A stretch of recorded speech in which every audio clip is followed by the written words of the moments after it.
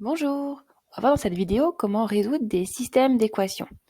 Alors résoudre des systèmes d'équations, ça sert à plein de choses, ça arrive dans plein de situations, des problèmes de géométrie par exemple, si on veut trouver l'intersection entre deux droites, et ben en fait on va résoudre un système d'équations.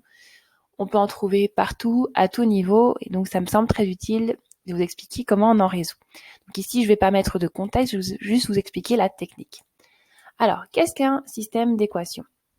Donc, un système d'équations, c'est quand on a une accolade comme ça qui relie plusieurs équations. Ici, je vais vous en montrer qu'avec deux inconnus, deux équations, mais on pourrait avoir plusieurs inconnus, plus que deux, et plus d'équations. Hein, on peut très bien avoir des systèmes avec quatre équations et cinq inconnus, par exemple. Hein, tout est possible. Donc l'idée en fait, c'est que résoudre un système d'équations, c'est trouver les valeurs donc ici par exemple de x et de y, pour que x et y vérifient à la fois la première ligne, la première équation, et à la fois la deuxième. Donc ici on a deux contraintes sur x et y. Ici c'est pareil, c'est un système d'équations à deux inconnus. On a deux inconnus x et y, et on a des équations qui les relient. Donc trouver les solutions de ce système, c'est trouver tous les x et les y qui vérifie les deux équations, en l'occurrence ici. Alors, parfois, il n'y aura pas de solution, parfois, il y aura une infinité de solutions, parfois, il y aura une solution, etc. Donc, tout est un peu possible. Ici, je vais vous montrer que des équations un petit peu standards où on va trouver une solution, mais il faut savoir qu'il y a des systèmes où il n'y aura pas de solution, des systèmes où il y aura une infinité de solutions. Je vous en montrerai dans une autre vidéo quand on verra une application plus concrète des systèmes d'équations. Alors, pour résoudre un système d'équations, il y a deux grandes méthodes, une qu'on appelle par substitution et une qu'on appelle par combinaison linéaire. Je vais vous expliquer ces deux méthodes et essayer de vous de réfléchir un peu dans quelle situation on va plutôt utiliser l'une et on va utiliser plutôt l'autre. Donc, j'ai envie que vous flairez l'équation pour essayer de sentir laquelle est la plus adaptée. Alors, par substitution, ça veut dire remplacer. Donc l'idée en fait ici, c'est qu'on va exprimer une variable en fonction de l'autre pour pouvoir la remplacer, l'injecter dans l'autre équation. Alors, quand on voit par exemple ces trois systèmes ici, observons-les bien. Alors moi, je vais vous dire que le premier, j'aurais envie de le résoudre par substitution. Pourquoi? Parce que ici, je vois que devant y, j'ai juste un moins. J'ai pas un coefficient différent que 1 et moins 1. Et donc, je vais me dire, bah, ça va être facile d'isoler y d'un côté et de l'exprimer en fonction du reste. Dans le deuxième, j'ai aussi envie de dire que ça va être par substitution parce qu'ici, y, il a aussi comme coefficient, x, il a comme coefficient 1. Et donc, ça va être facile de l'isoler. Par contre, ici, je vois que le coefficient devant x est 2, là, devant y, c'est moins 3, devant x, c'est 5, devant y, c'est 8. Et donc, du coup, j'ai pas 1 ou moins 1, et donc, ça va pas être facile de l'isoler. Alors, on peut toujours, par exemple, avec le troisième système, si je veux isoler x, je pourrais écrire que c'est 1 demi facteur de 5 plus 3y. Mais l'expérience montre que les élèves font beaucoup d'erreurs de calcul, ça fait des fractions compliquées, et donc c'est pour ça que quand on aura un système comme ça, on va préférer la méthode par combinaison linéaire. Donc je viens de vous expliquer un petit peu que la substitution, c'est quand on va pouvoir écrire une variable en fonction de l'autre. On va pouvoir isoler une variable. Donc ici, on va pouvoir isoler y grâce à la première équation. Et ici, on va pouvoir isoler x par rapport à la deuxième équation. Alors c'est parti, essayons de voir comment ça marche dans un cas concret. Donc je reprends ce premier système. Et donc l'idée, c'est qu'on va d'abord isoler y. Donc on va dire, bah tiens, cette première équation, je peux la réécrire avec une équation qui est équivalente en mettant y d'un seul côté. Et donc du coup, il me reste y égale 2x plus 4. Donc là, j'ai juste écrit la première équation. Quand on résout un système, c'est important de ne pas perdre d'informations au cours de route. Donc de résoudre par équivalence. Donc ici, il y aura toujours une accolade et il y aura toujours deux équations. Maintenant, je vais essayer, donc, dans cette deuxième équation, de remplacer le y par l'expression que je viens de trouver par y, donc par 2x plus 4. Donc, je remplace le y par 2x plus 4. Donc, ça fait 8x plus 2, facteur de 2x plus 4. Je mets des parenthèses parce qu'il y a plusieurs éléments, égale 5. Alors, pour l'instant, je ne vais pas trop toucher la première équation, mais si on observe la deuxième, ici, moi, je vais me dire, elle est géniale, parce que si vous regardez, il n'y a plus de y, et ça, on sait faire depuis le collège, on sait résoudre des équations où il n'y a qu'une inconnue. Donc, c'est exactement ce qu'on va faire. Donc, maintenant, on va plus bouger pour l'instant la première, et on va résoudre la deuxième. Donc, la première, je l'ai recopiée, puisque pour l'instant, je ne peux rien en faire, et la deuxième, je résous. Donc ici, j'ai fait les calculs. Si je suis allée trop vite, prenez un petit papier de brouillon et essayez de faire les étapes qui vous manquent. Et ça me permet de dire que x, du coup, il vaut moins 3 douzièmes. Alors, du coup, je vais l'écrire. Peu importe l'ordre des équations, on peut intervertir la première et la deuxième. Il n'y a aucune contre-indication à ça. Et donc, du coup, on trouve une valeur de x. Et maintenant que j'ai trouvé la valeur de x, je vais pouvoir l'injecter ici dans l'équation avec le y, qui va devenir ma deuxième équation, pour trouver la valeur de y. Donc, je vais dire, ah bah tiens, mon y, c'est 2 fois moins un quart plus 4. Et en faisant les calculs, du coup, j'ai une valeur pour x et une valeur pour y. Et donc, je vais pouvoir dire, eh ben, j'ai trouvé une seule solution, c'est moins un quart pour x et pour y, 3,5. Donc, ça me fait un couple solution, moins un quart, 3,5. On n'oublie pas de mettre le x en premier, le y en deuxième. Alors, quand vous avez trouvé votre solution, vous avez vu, il y a plein d'endroits où on peut faire des erreurs de calcul. Il vaut mieux vérifier sa solution. Alors, qu'est-ce que ça veut dire vérifier? Ça veut dire que ici, vous remplacez le x parce que vous avez trouvé, le y parce que vous avez trouvé, ici dans le membre de gauche, et vous vérifiez que vous trouvez bien 1 après, en faisant le calcul. Pareil dans la deuxième, on vérifie bien les deuxièmes. La deuxième aussi, c'est essentiel de vérifier dans les deux. Moi, je l'ai fait pour être sûr que dans ma vidéo, il n'y a pas d'erreur, et donc j'ai bien trouvé la bonne solution. Donc, je vous encourage à le faire. Il y a aussi des calculatrices qui résolvent les systèmes pour vous, donc vous pouvez aussi rentrer vos deux équations dedans et vérifier si elles vous donnent bien les mêmes solutions. Mais vous savez que sur votre feuille, vous devrez toujours justifier, donc votre calculatrice vous permettra juste de vérifier et pas de dire ce qu'il faut écrire sur votre feuille. Alors, regardons une deuxième pour être sûr de bien avoir compris l'idée de la substitution. Donc là, c'est le deuxième système que je vous avais montré. Donc quand on regarde, on voit, tiens, avec la deuxième, c'est facile d'isoler x. Donc c'est parti. Du coup, je la mets en première parce que ça m'arrange. Et j'isole x.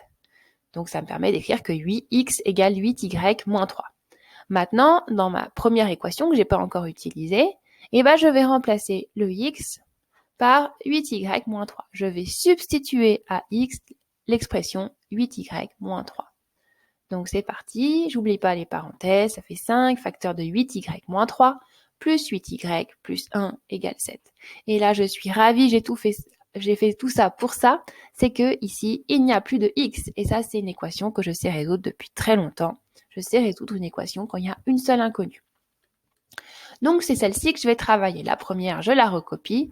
Et la deuxième, je la travaille. Donc, à vous de voir la rapidité à laquelle vous avez. Peut-être que cette étape, pour vous, elle n'est pas nécessaire.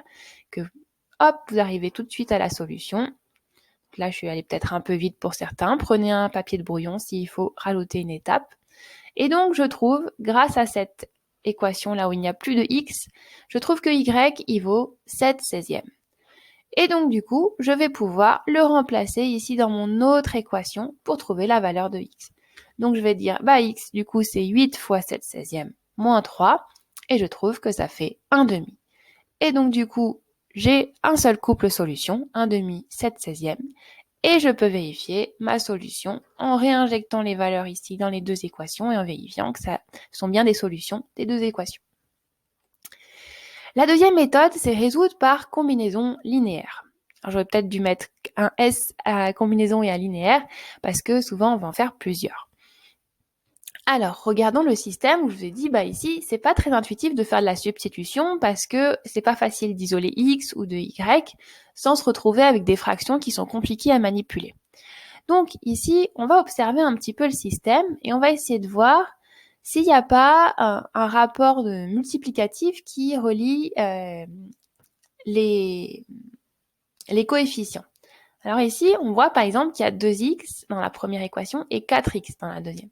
Ça, c'est quelque chose que j'ai envie de repérer pour faire des combinaisons linéaires parce que je vais me dire, ça c'est intéressant parce que si j'ajoute mes deux lignes et je multiplie par exemple par 2 la première, alors ici c'est peut-être pas ajouter mais soustraire, et ben je vais arriver à supprimer le x. Et l'idée en fait c'est d'arriver à faire une combinaison qui permet de supprimer une des variables sur les deux. Donc là je vais me dire, bah tiens, j'ai 2x, j'ai 4x, si je fais 2 fois la première ligne moins une fois la deuxième ligne, et ben je vais plus avoir de x. Et je vais me retrouver avec une équation où il n'y aura plus que y comme variable, et ça, je saurai résoudre. Donc voilà le but de la combinaison linéaire, c'est d'essayer de supprimer une variable.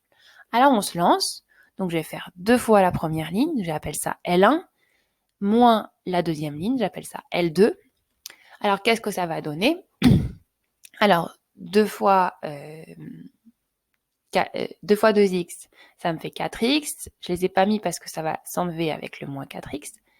Ensuite, moins 2 fois moins 3y, donc ça me fait moins 6y. Les moins 7y, donc ça me fait moins 13y. Ensuite, là, il n'y a rien, donc moins la deuxième ligne, moins 2, tout le moins 2 qui est là. Et ensuite, donc 2 fois 1, ça fait 2, moins 0, ça fait 2. Donc voilà comment j'ai obtenu cette ligne-là. Si vous avez du mal, réécrivez bien ce que c'est 2 fois L1, moins L2, et puis vous ajoutez. Alors ce qui est sympa, c'est d'ajouter comme ça en colonne, comme ça on ne se trompe pas entre les X, les Y, etc. Et je recopie ensuite une des deux équations ici.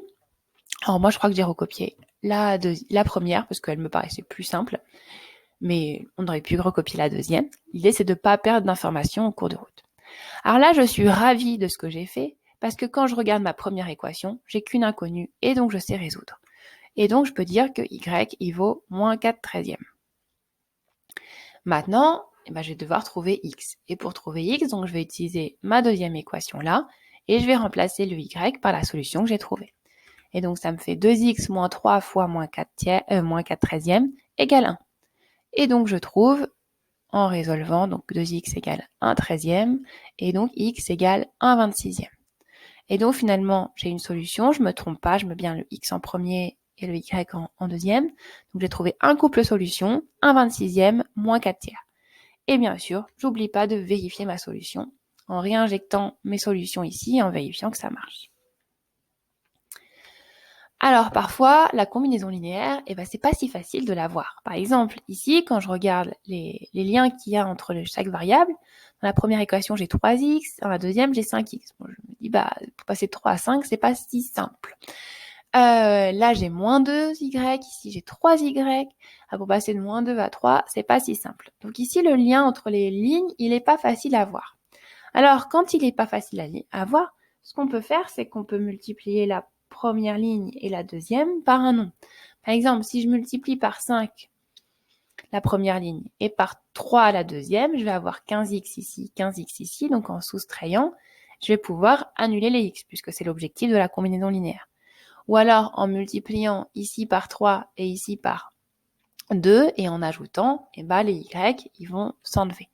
Donc c'est un petit peu l'idée de ce qu'on va faire ici. Donc, par exemple, je propose de faire 5 fois la première ligne, moins 3 fois la deuxième. Alors ici, comme c'est un petit peu complexe, je vous ai écrit tous les calculs. Donc, si je fais 5 fois la première, ça me fait 15x, moins 10y, pour le membre de gauche. Si je fais moins 3 fois la deuxième, ça me fait moins 15x, moins 9y, pour la deuxième. Ensuite, pareil pour le membre de droite. Donc, il faut que je fasse 5 fois 1, donc 5, et moins 3 fois 5, donc moins 15. Ensuite, je peux faire la même chose pour la deuxième ligne. Donc, je vous ai dit, on pouvait faire 3 fois la première et 2 fois la deuxième. Ça enlèvera les y. Comme c'est un peu complexe, je vous l'ai aussi écrit. Donc, 3 fois la première, donc ça fait 9x moins 6y pour le membre de gauche. Pour la deuxième, on fait 2 fois, donc 10x plus 6y. Et puis dans le membre de droite, donc il faut faire 3 fois 1, 3. Et dans le membre de droite de la deuxième, ça fait 2 fois 5, donc 10. Voilà. Alors ça paraît ultra compliqué, mais en fait, quand on va simplifier, magie, les x vont s'enlever dans la première équation et les y vont s'enlever dans la deuxième équation. Et il ne reste plus que moins 19y égale moins 10 et 19x égale 13. Et là, on se dit, c'est super simple de résoudre ça. On trouve tout de suite la valeur de y qui vaut 10 sur 19 et la valeur de x sur 13 19e. Et donc du coup, on a résolu notre équation assez simplement, alors qu'au départ, ça partait mal. On a trouvé une seule solution, le couple 13 19e, 10 19e, et on n'oublie pas de vérifier sa solution. Voilà, donc je résume. On a trouvé deux méthodes pour résoudre un système d'équations. Soit la substitution, donc on remplace une valeur par une autre, c'est-à-dire qu'on va isoler une des variables pour l'exprimer en fonction de l'autre et on va réinjecter ça dans l'autre équation, soit par combinaison linéaire où on fait un mix des deux lignes pour essayer d'enlever une des variables et se retrouver avec une équation à une inconnue, ce qu'on sait bien faire. Voilà. Il faut pratiquer pour y arriver. C'est pas juste en écoutant que vous allez réussir, mais en essayant par vous-même, vous allez voir que ça marche très bien. Bon courage!